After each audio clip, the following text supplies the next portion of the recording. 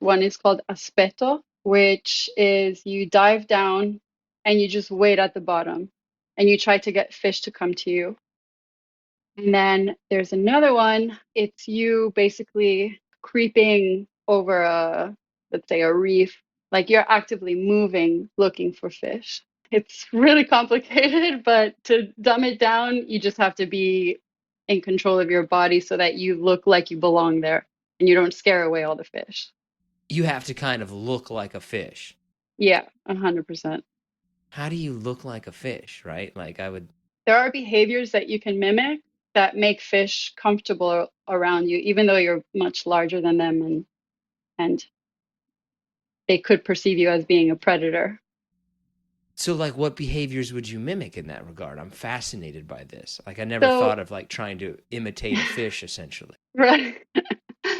So basically, what you have to do is just be super chill, like look like a little turtle, just cruising. If the weeds are swaying, you just sway with the fans and everything that's going on there. If there's any swell. Looking at a calm fish or a calm shark, anything that's calm and just mimic that. Like don't be kicking around, don't no fast movements, everything very smooth, very chill. So, is it fishing or is it hunting? It's hunting, definitely hunting. There's different techniques to call fish to come closer to you, to attract fish. I mean, with different fish, you have to use different techniques. Some you have to hide behind a coral, others you can just, dive bomb them. So it's really dependent on the fish behavior itself and the species as like what technique you're going to use. When you call a fish, how do you call a fish? I guess. Like, I think of like turkey calls or duck calls, right? Is how do you. Yeah, basically. But there's one that they call a grouper grunt. So you just like with your throat, you just go like that. And that also helps to deter sharks. So then you don't, I would imagine, because if you're essentially holding your breath, like that, how long Hmm. do you have to be down there holding your breath to do this? If I'm diving on a reef that's at 92 feet, then my breath hold has to be longer than if I'm, hunting, let's say for a wahoo, which is a pelagic, that it tends to stay a little shallower. On average, like how far down would you say you're usually hunting them?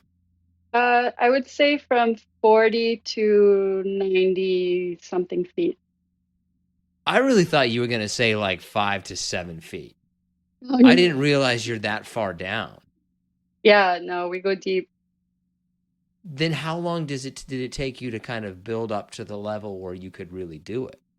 I was lucky and progressed pretty quickly, but I think it took me about a year to dive to 100 feet.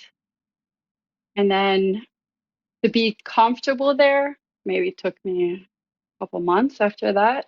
So when you go down there, like where are you generally doing this at? Yeah, it depends what you're going after. Pelagics are more blue water, where you're just basically waiting for something to come in. And reef hunting is more like you have to actively be looking in crevices and, doing your different techniques.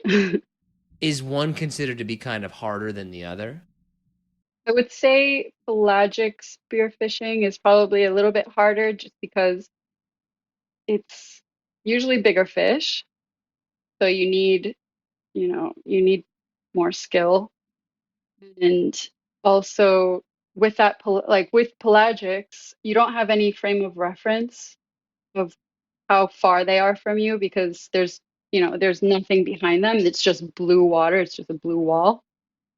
So it's hard to know how far they are. So a lot of people will shoot at them, but not realize that they're actually too far and their spear isn't even reaching it.